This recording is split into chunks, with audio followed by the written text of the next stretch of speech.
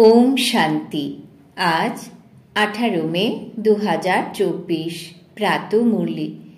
বাবা আজ বলেছেন, মিষ্টি বাচ্চারা, স্মরণের যাত্রায় থাকলে তোমাদের পাপ কেটে যাবে, কেননা স্মরণই হলো তলোয়ারের ধার। এখানে নিজেকে প্রতারিত করো না। আজকের মুরলির প্রশ্ন, বাচ্চাদের চরিত্র সংশোধনের জন্য বাবা কোন রাস্তা বলে দেন? উত্তর, বাচ্চারা, সততার সাথে নিজেদের চার্ট রাখো। চার্ট রাখলেই ক্যারেক্টার সংশোধন হবে।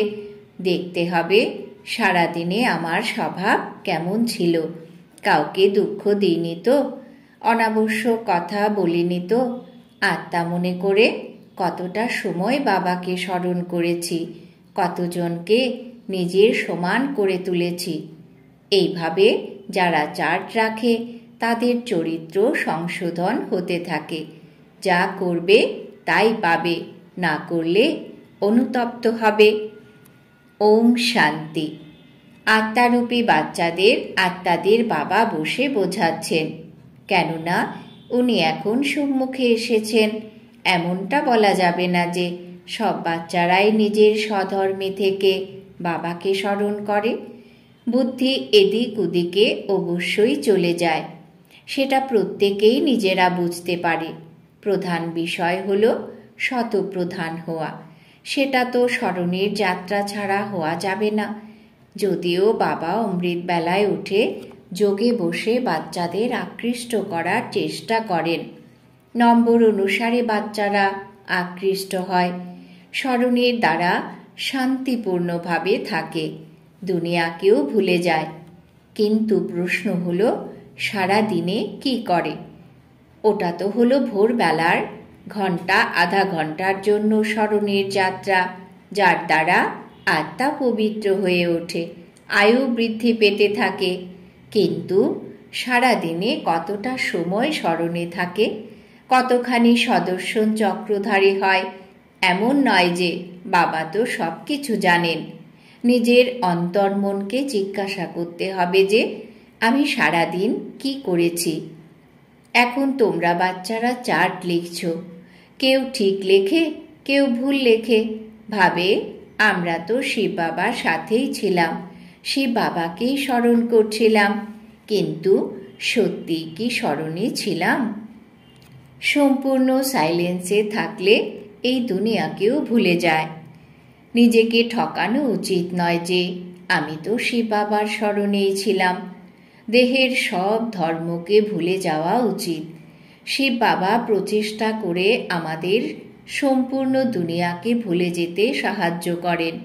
বাবা বোঝান, নিজেকে আত্মা মনে করে বাবাকে স্মরণ করতে হবে। বাবাও তো চেষ্টা করেন সব আত্মারা বাবাকে স্মরণ করুক, আর যেন কেউ স্মরণে না আসে। কিন্তু সত্যি স্মরণে আসে বা আসে না, সেটা তো স্বয়ং চার্ট তৈরি করতে হবে। কতটা আমি বাবাকে স্মরণ করি? যেমন দ্বৈত দ্বৈতার দৃষ্টান্ত রয়েছে। এই দ্বৈত দ্বৈতা সম্পূর্ণ ভিন্ন, ওটা লৌকিক, আর এ হলো আত্মিক। দেখতে হবে আমরা কতটা সময় দৈবী গুণে থেকেছি, কতটা সময় বাবার সেবায় থেকেছি। তারপর অন্যদেরও স্মরণ করিয়ে দিতে হবে। আত্মার উপরে যে ঘাত জমেছে তা স্মরণ ছাড়া মিটবে না। ভক্তি মার্গে অনেককেই স্মরণ করো তোমরা, এখানে একজনকেই স্মরণ করতে হবে। আমরা আত্মারা ছোট বিন্দু, সুতরাং বাবাও অনেক ছোট সূক্ষ্ম এক বিন্দু স্বরূপ, কিন্তু অগাধ নলেজ। শ্রীলক্ষ্মী বা নারায়ণ হওয়া, বিশ্বের মালিক হওয়া, এ কোনো মাসির বাড়ি যাওয়ার মতো সহজ কাজ নয়। বাবা বলেন, নিজেকে মিয়া মিঠু মনে করে ঠকিও না। নিজের অন্তর্মনকে জিজ্ঞাসা করো, সারাদিনে নিজেকে আত্মা মনে করে বাবাকে কতটুকু স্মরণ করেছি, যাতে খাদ বা জং দূর হয়ে যায়। কতজনকে নিজের সমান বানিয়েছি। এই চার্ট প্রত্যেককে নিজের নিজের রাখতে হবে। যে করবে সেই পাবে, না করলে অনুতপ্ত হবে। দেখতে হবে সারা দিনে আমার স্বভাব কেমন ছিল, কাউকে দুঃখ দিইনি তো, বা অপ্রয়োজনীয় কথা বলিনি তো। চার্ট রাখলেই স্বভাব পরিবর্তন হবে। বাবা তো পথ বলেই দিয়েছেন। দ্বৈত দ্বৈতা একে অপরকে স্মরণ করে। স্মরণ করা মাত্রই সামনে এসে উপস্থিত হয়। দুজন যদি ফিমেলও, তাও সাক্ষাৎকার হতে পারে। দুজনেই যদি পুরুষও হয়, তাও সাক্ষাৎকার হতে পারে। কিছু বন্ধু তাদের ভাইদের থেকেও আপন হয়। তাদের মধ্যে এত ভালোবাসা তৈরি হয় যা নিজের ভাইদের প্রতিও থাকে না। একে অপরকে ভালোবাসার সাথে তুলে ধরে। বাবা তো অনুভবী, তাই না? সুতরাং বাবা অমৃত বেলায় বেশি টানতে থাকেন। চুম্বক তিনি, এভার পিওর, তাই আকৃষ্ট করেন। বাবা তো অসীম জগতের, তাই না? তিনি জানেন বাচ্চারা তার কতটা প্রিয়। সুতরাং তিনি অমৃত বেলায় তোমাদের টেনে তোলেন। এই স্মরণের যাত্রা অতি আবশ্যক। যেখানেই যাও, বেড়াতে যাও, উঠতে বসতে খেতে জাগতে স্মরণ করতে পারো। দ্বৈত দ্বৈতা সর্বত্রই স্মরণ করে, তাই না? এটাও তাই। বাবাকে স্মরণ তো করতেই হবে, নয়তো বিকর্ম কিভাবে বিনাশ হবে? অন্য কোনো উপায় নেই। এ হলো অত্যন্ত সূক্ষ্ম বিষয়। তলোয়ারের ধারের উপরে চলতে হবে। স্মরণই হলো তলোয়ারের সেই ধার। তোমরা তো বারে বারেই বলতে থাকো যে স্মরণ ভুলে যায়। তলোয়ার কেন বলা হয়? কারণ এর দ্বারাই পাপ কেটে যাবে, তোমরা পবিত্র হবে। এটা খুব সংবেদনশীল। যেমন ওরা অর্থাৎ লৌকিকে আগুনের ওপর দিয়ে হাঁটে, আর তোমাদের বুদ্ধি যুক্ত হয়ে যায় বাবার সাথে। বাবা এখানে এসেছেন আমাদের উত্তরাধিকার করে তুলতে। তিনি ওপরে নেই, এখানে এসেছেন। তিনি বলেন সাধারণ শরীরে আসি। তোমরা জানো বাবা ওপর থেকে নিচে নেমে আসেন, অর্থাৎ পরমধাম থেকে আসেন। চৈতন্য হীরে এই উপযুক্ত পাত্রে বসে আছেন। শুধুমাত্র এতে খুশি হলে হবে না যে আমরা বাবার সাথে বসে আছি।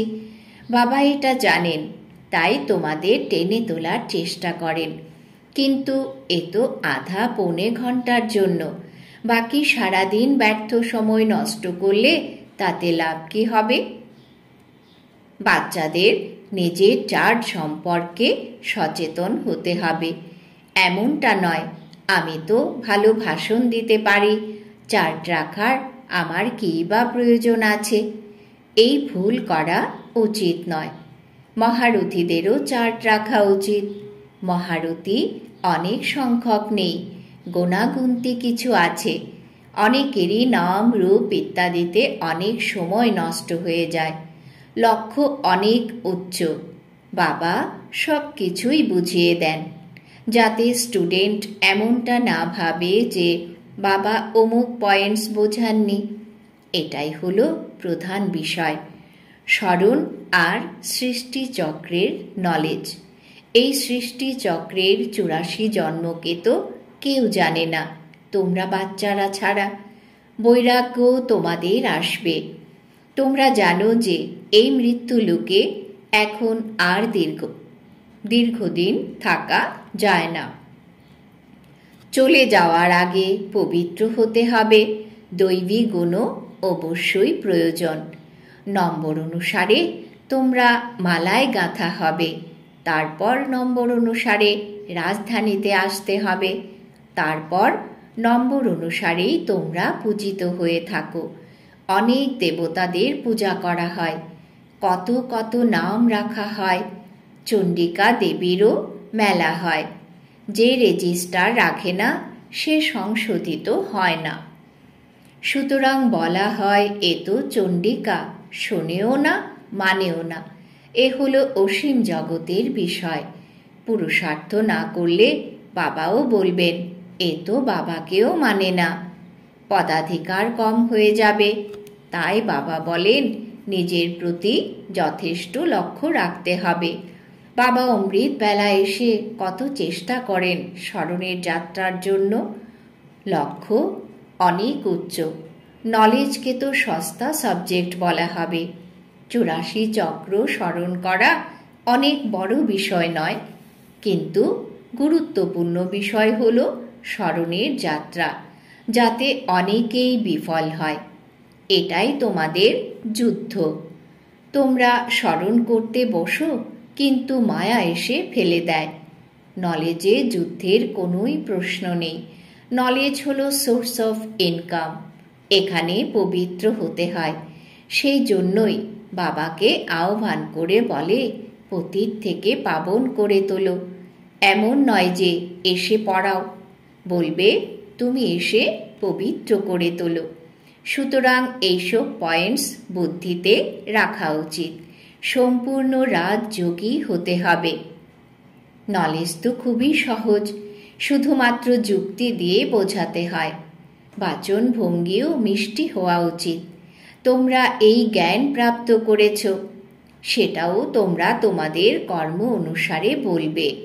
শুরু থেকেই ভক্তি করেছ, সুতরাং ভালো কর্মই করেছ। সুতরাং শিব বাবাও বসে ভালো করে বোঝান। যত বেশি ভক্তি করেছ, শিব বাবাও তত বেশি সন্তুষ্ট হয়েছেন। সুতরাং তোমরাও দ্রুত জ্ঞানকে গ্রহণ করতে পারবে। মহারথীদের বুদ্ধিতে এইসব পয়েন্টস ধারণ হবে। যদি তোমরা লিখে রাখো, তবে ভালো পয়েন্টসগুলোকে আলাদা করে রাখতে পারবে। পয়েন্টসের গুরুত্ব বুঝতে পারবে। বাবা সব সময় বলেন ভাষণ দেওয়ার আগে লেখো, তারপর বিচার করো। এইভাবে পরিশ্রম কেউ করে না। সব পয়েন্টস কারোর স্মরণে থাকে না। ব্যারিস্টারও পয়েন্টস নোট করে রাখে ডায়েরিতে। তোমাদের তো খুবই প্রয়োজন। বিষয় লিখে তারপর পড়া উচিত, সংশোধন করা উচিত।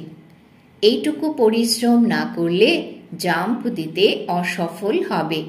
তোমাদের বুদ্ধিযুগ এদিক ওদিক বিভ্রান্ত হয়ে পড়বে। খুব অল্প সংখ্যক আছে যারা সহজভাবে চলে। সার্ভিস ছাড়া তাদের বুদ্ধিতে আর কিছুই থাকে না।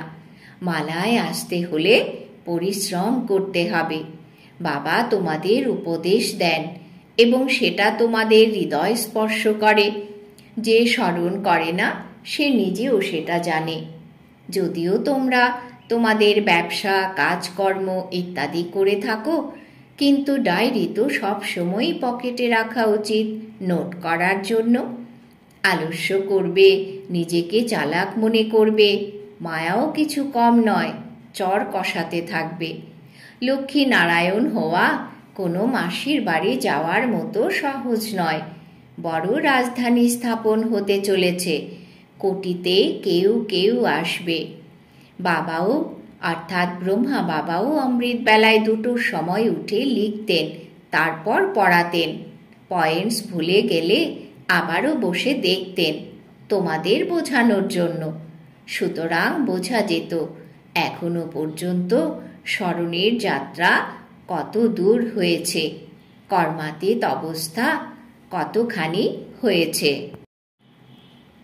অনাবশ্যক কারোর প্রশংসা করা উচিত নয়। অনেক পরিশ্রম করতে হয়। কর্মভোগের কষ্টও আছে। বাবাকে তোমাদের স্মরণ করা উচিত। আচ্ছা, এটাই জানবে যে মুরলি ব্রহ্মা বাবা নয়, শিব বাবা বলছেন। বাচ্চাদেরকে সব সময় বোঝান যে শিব বাবাই তোমাদের মুরলি শোনান। কখনো কখনো মাঝে মাঝে এই ব্রহ্মা বাবাও কিছু কিছু কথা বলেন। বাবা তো একেবারে অ্যাকুরেট বলবেন।